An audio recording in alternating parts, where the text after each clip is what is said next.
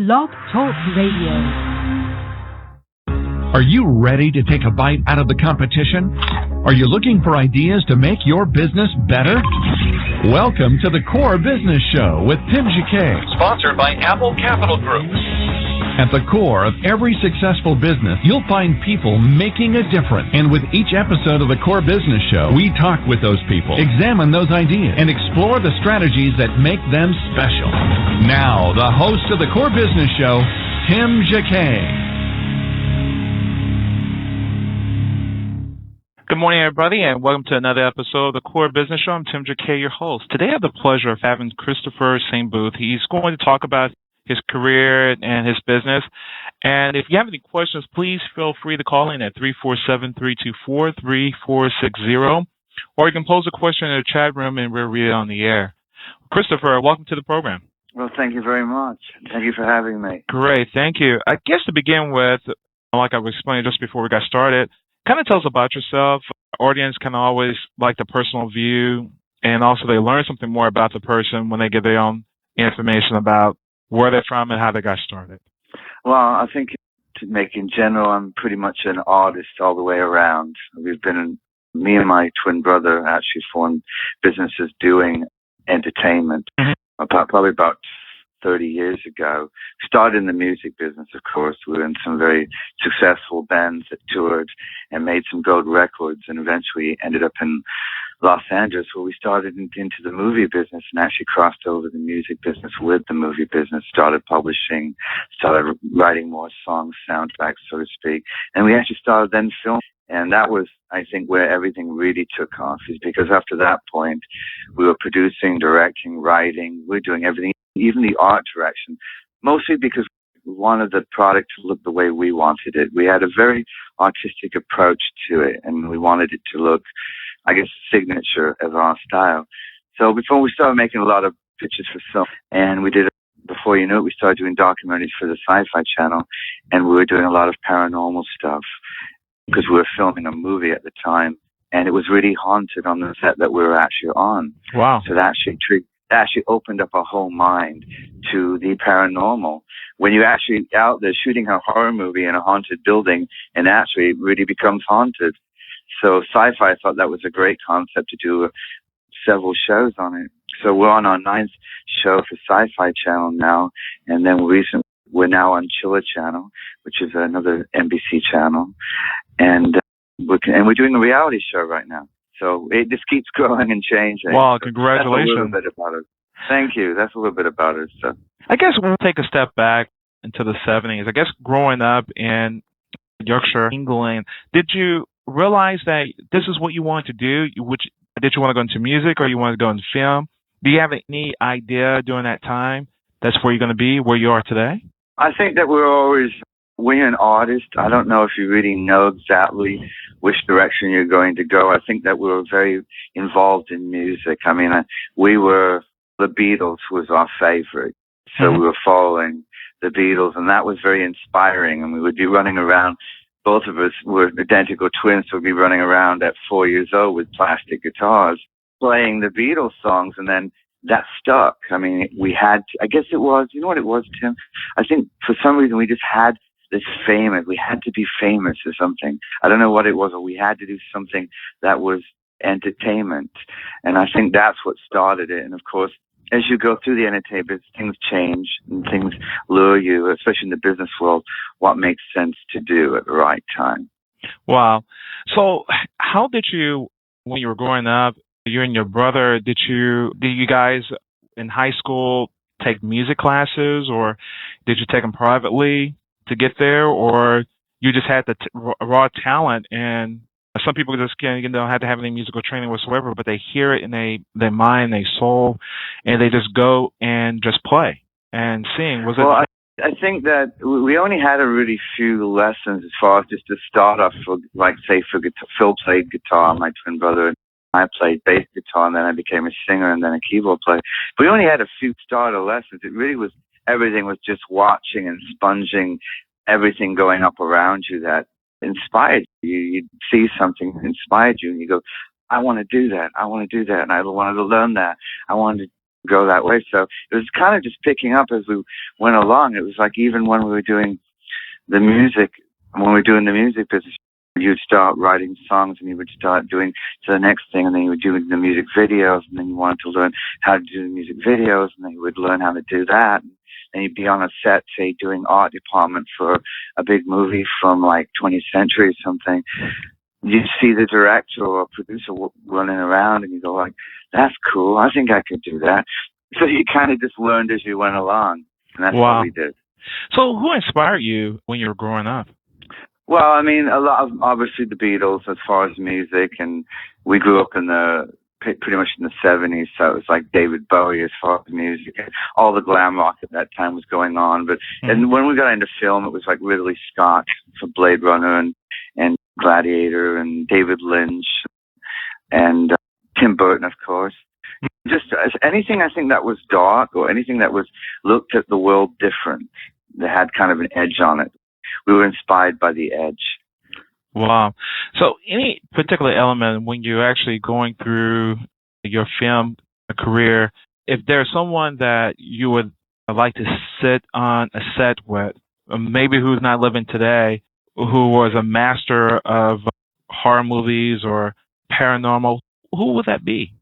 Well, I think, to be honest, I wouldn't frame it in the word paranormal horror, because I think when you even think of paranormal can happen in any location and any sort of thing. So as far as a filmmaker, it'd be probably Ridley Scott, because he makes brilliant films.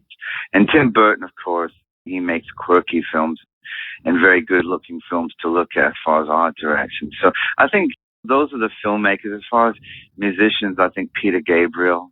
He's got a great mind, and he cares about the world, and that's a great thing. People like Bono and Peter Gabriel and even Trent Reznor of 9 Inch Nails. Anybody that's innovative anybody that's inspiring, and it could even be somebody that's even not done anything. It's just the aura and the way they move and the way they talk and the energy they put out. As long as it's inspiring, you want to be around those people. Wow. When we're talking about a particular style, I know it's being led for a particular style. How do you describe your particular style? It's a good point. It changes. I mean, musically, it's gone from basically rock and roll to R&B to soundtracks to world music to alternative music. So, I mean, I remix as well. And we own our own studios, recording and film and video. So we can sit in there and inspires us, change the style. So as far as I think anything that's dark or has an emotional impact, even in our horror movies that we make, they're not like slasher movies. They're not like serial killer or murder movies. They're there to inspire. They make you think. They're more like psychological thrillers or so to speak, like anything that inspires you to think about a situation. So I think our style is inspirationally dark. Yes. Well, that's a good point.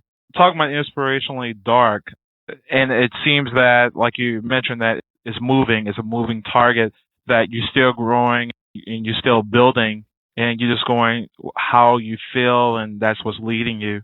When you take that particular direction, how do you see yourself being led?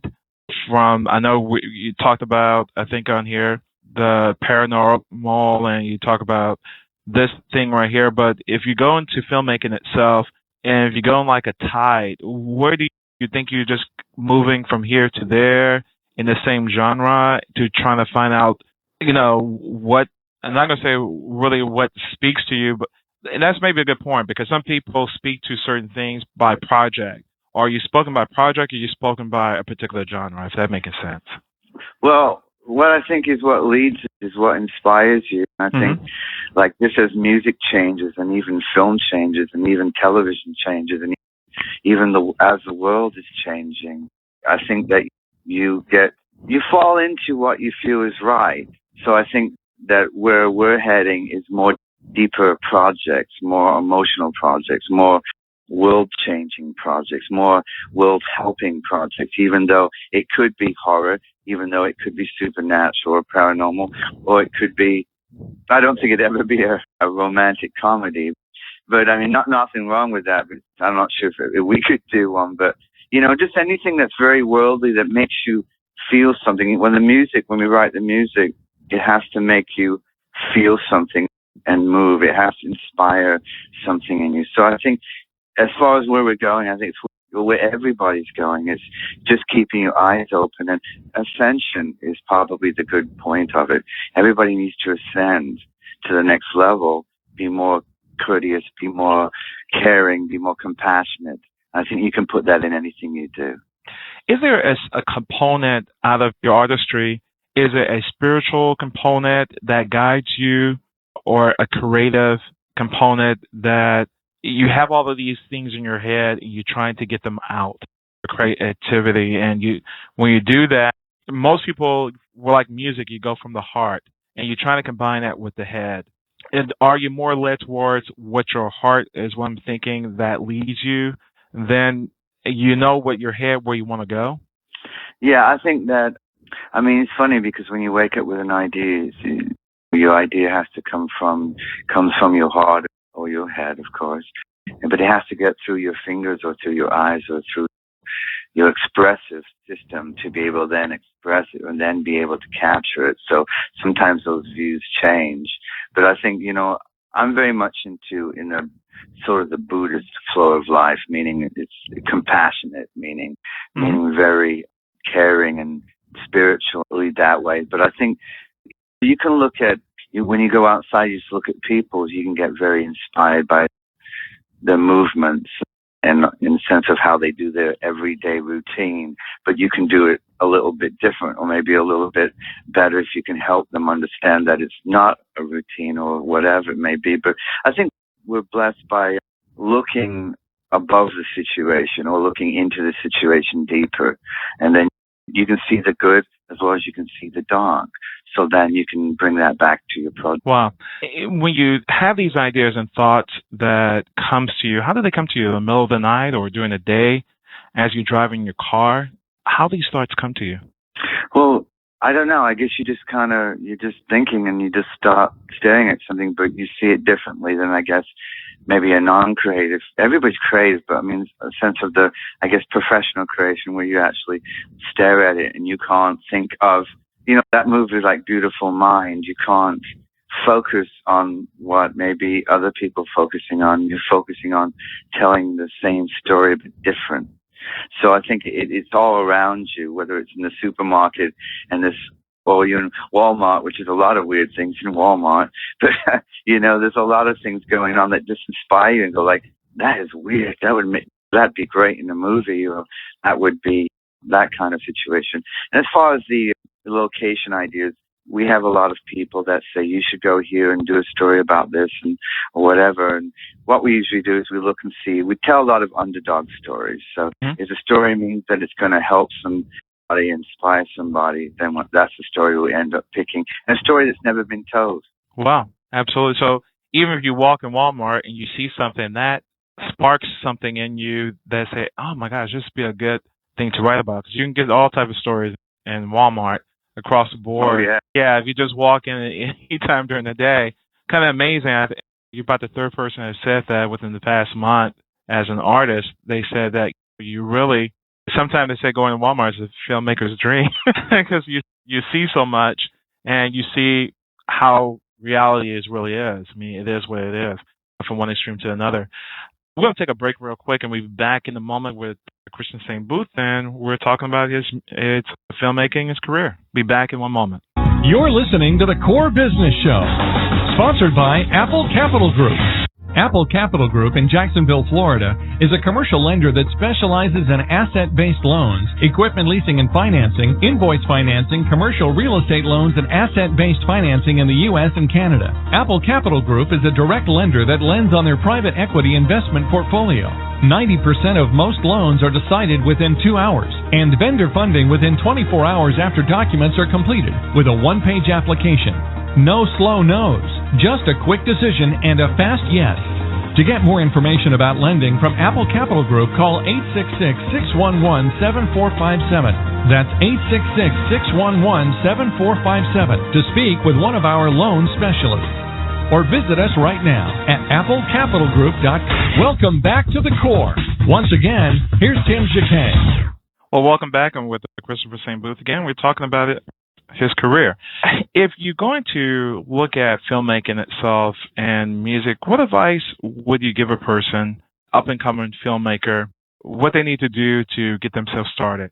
Well, be real and be very committed and understand it's not going to happen overnight. It's going to take some time, and be very smart about your business moves. And as far as a business situation, never sign with somebody that's not willing to give you something up front. Mostly like, when people sign, they say, well, hey, I could do this and do that. And they go, well, yeah, but what are they offering you? If they're not really offering you something that really makes sense, you shouldn't do it just because you think it's going to be a break. Because if they really believe in you, they will offer it to you without even saying you have to pay them for their services or whatever. So you just don't run to a contract, because if a contract will bind you and it could kill easily 5 years of your career while you're waiting to get out of that contract. So that's an important thing, is to watch your back and just keep it real and stay focused and really know what you want to do, but also realize, especially if you're in the entertainment business, you're doing it for other people. You're not doing it for yourself, meaning that you have to do something that other people would buy, not you. Absolutely. Otherwise, you're more of an artist, and we all know a lot of artists, unfortunately, don't sell a lot of things. So there's a fine line. You can be an artist, but you also realize that you're doing it for the public. How do you know from being an artist then versus a producer or director? How can you discern between the two? Between producer and director? Well, between being an artist and being a person who's going to appeal to the mean. That's really difficult. I mean, that's a very difficult job. I mean, a funny story is when I was 33, I played Jesus on the cross in a music video. And we were doing a music video, and for some reason, I was to play Jesus in it. And that was it was just like so weird, because as Jesus, so to speak, or as an artist, everybody on the set needs to eat, because that's what Jesus do. But as a producer, when you're a Jesus, like, not everybody could eat because they weren't getting paid for it. It's like a budget. So like a producer, in the sense of like, has to budget, when artists doesn't care about a budget. They just want to do what they want to do, where a producer's job really is to say, it's that musician who keeps going over that same one line in a song saying, it's not good enough, it's not good enough. Well, it's the producer's job and say, it's good enough, time to move on to the next part.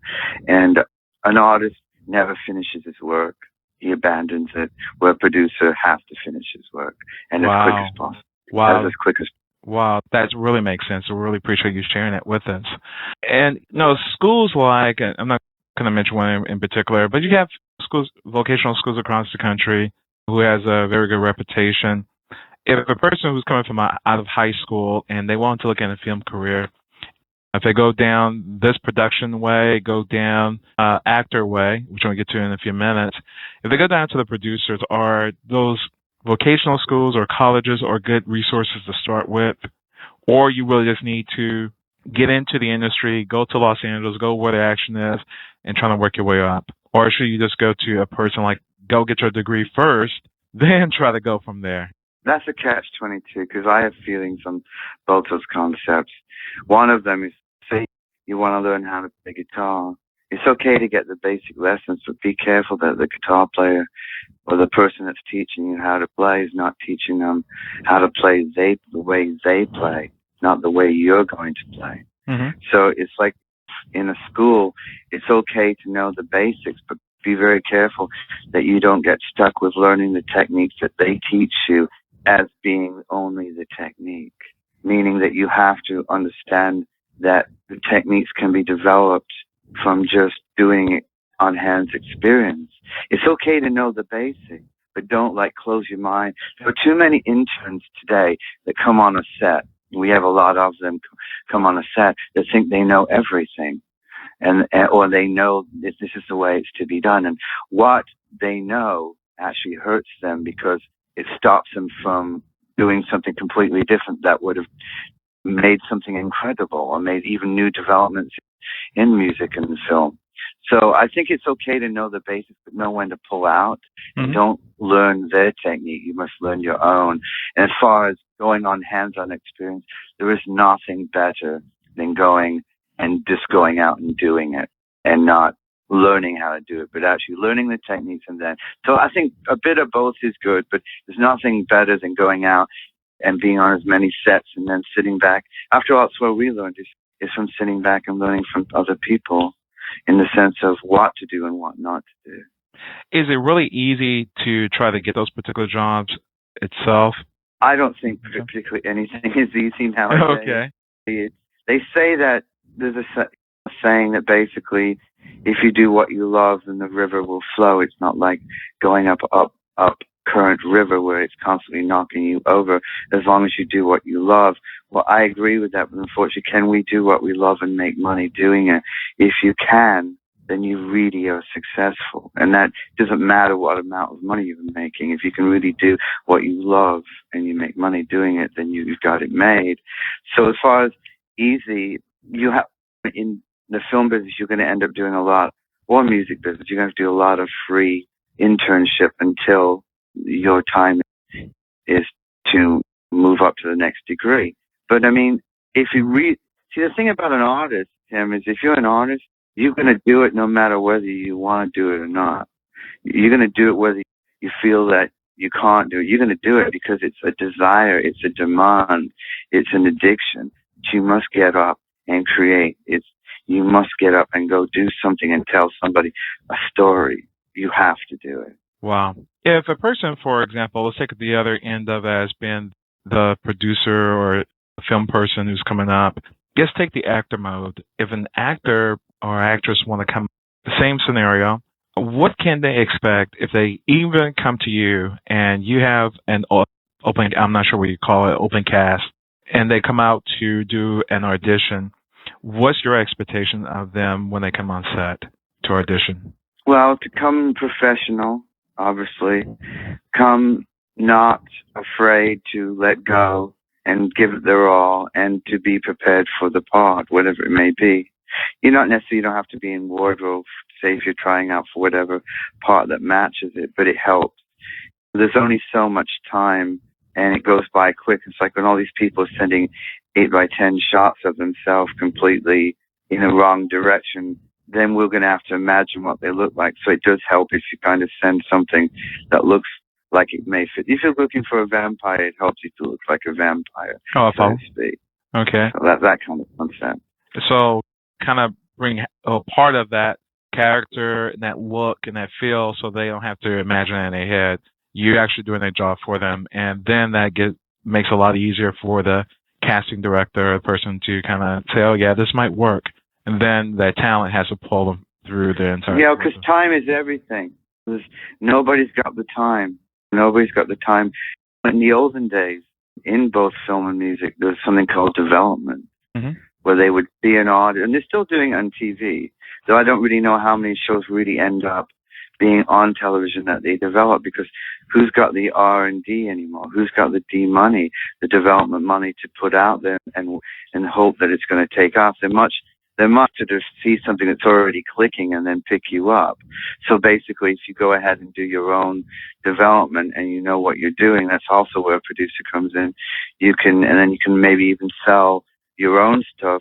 You're much better off that a label or a company's going to come to you and say, well, you've already proven that you can sell to hundreds of thousands of people. Now it's the next step. We can take you and put you in front of millions. Right. If you have like a definition, what is a director? What is a producer for the layman term? I have a question here. Can you kind of define that in the simplest terms? What is a director? What is a producer? Yes. A director is someone that basically directs the way things go on. Like, I would just say if Tim walks into the room, he comes and turns the TV on and sits on the couch. Here we are filming Tim coming in, and then we stop. No, we don't like the way you walk. Or no, you need to turn the TV on more dramatic, more like you're pissed off, or whatever the scene is, so to speak, or you're more happy, whatever the scene is. And then when you sit on the couch, give the body language like you don't care. That's what the character is.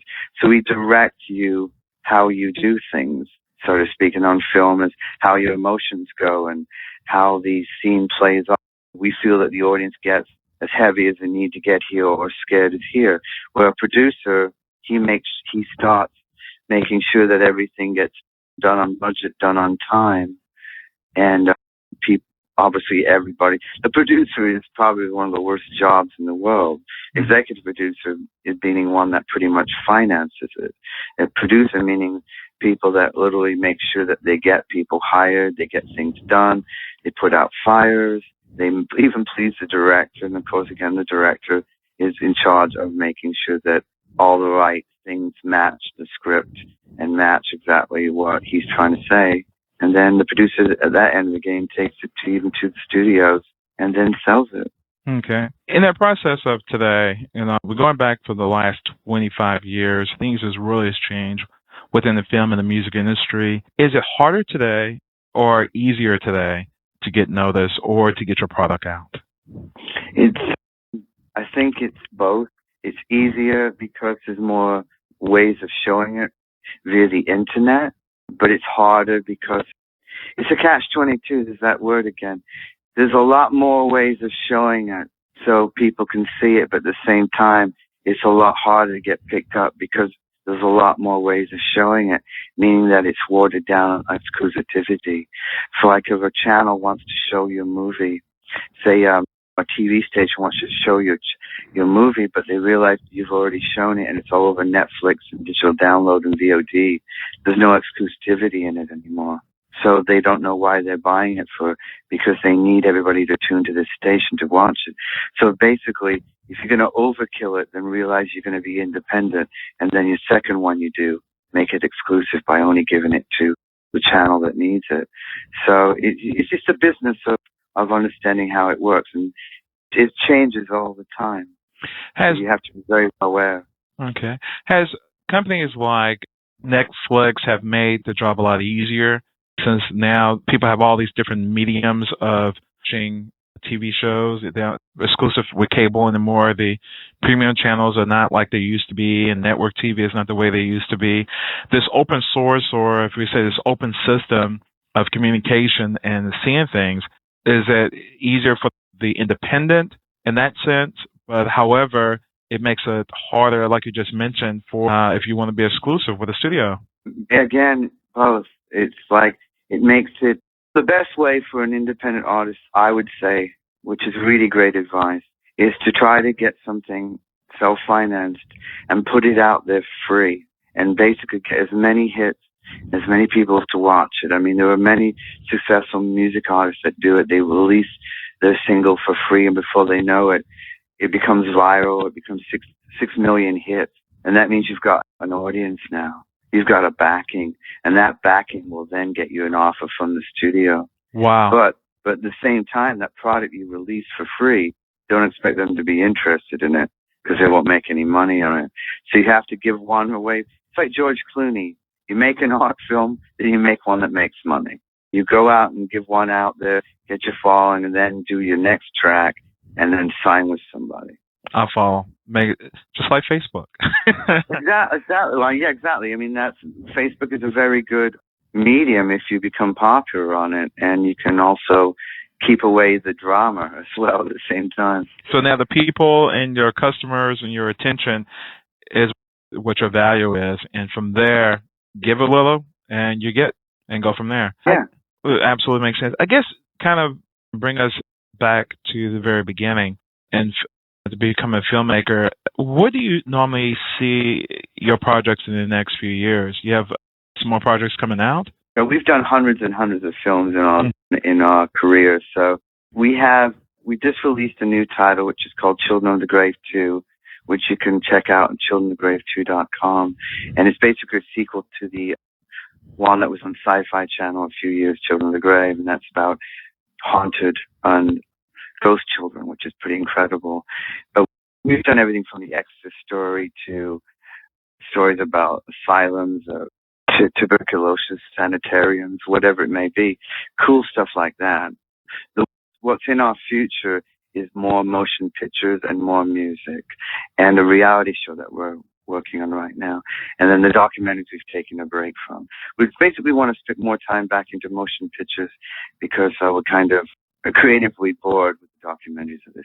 Wow. So with if you go back to a film itself, if there's a particular film that speaks who you are of all the works you've done, is there any particular one that stands out? Well, I think one of the movies we did for Sony Pictures called Death Tunnel, which was about a haunted sanatorium and a 500-foot tunnel that they used to put bodies through, is done really well artistically, art directing-wise. Music is crossed between full orchestras, 9-inch nails, so it has a little bit of everything that we wanted to put creatively. I think that's a really good interpretation of a commercial style. With another movie we did called Dark Place is a good interpretation of a more deeper artistic file, kind of like psychological thriller that has every scene looks great, every character has its own personality, every dialogue is like a poem. That's our movie called Dark Place, which is very intensely like a Salvador Dali vision. So those are very fun. But everything we do, we put our heart and soul in. So everything has a little piece of us. Where do you see yourself in the next 10 years? If not in a insane asylum. We're not going to claim that one. Yeah, exactly. No, I hope doing more bigger world movies, more things that brings together the human being, putting the being back in the human, so to speak. Just doing more stuff to help the world and ascending and being obviously very happy. Wow. And if you were like 100 years from now, your work's going to speak for itself and become a classic. So how you like to be remembered? As caring, as inspiring, and just inspiring you to not accept what sometimes it seems like you've been given. To say no. It's never too late to change. It's never too late to try again. Or it's never too late to do what every morning you want to live your fullest potential of what God has given you. So you just really want to be who you want to be. If it's not today, when you wake up tomorrow, just say, tomorrow I'm going to be who I'm going to be. Absolutely. Well, Christopher, well said. I really appreciate you coming on to the show, sharing thank you. 30 minutes with us. Appreciate it. Thank you so much. Christopher St. Booth. Bye-bye. Thank you. Bye-bye. Have a good one. Take care. Bye-bye. This has been another production of The Core Business Show with Tim Jacquet. You can download this episode on iTunes, on Blog Talk Radio. Everybody, have a great day. And thank you, Christopher. Thank you for listening to The Core Business Show with Tim Jacquet. For more information about equipment financing and asset-based loans, visit our website, applecapitalgroup.com. That's applecapitalgroup.com. Or call us at 866-611-7457. We hope you'll join us for our next episode. And remember, you can always get to the core via iTunes. You'll find all our previous episodes there. And thanks again for listening to The Core Business Show with Tim Jacquet.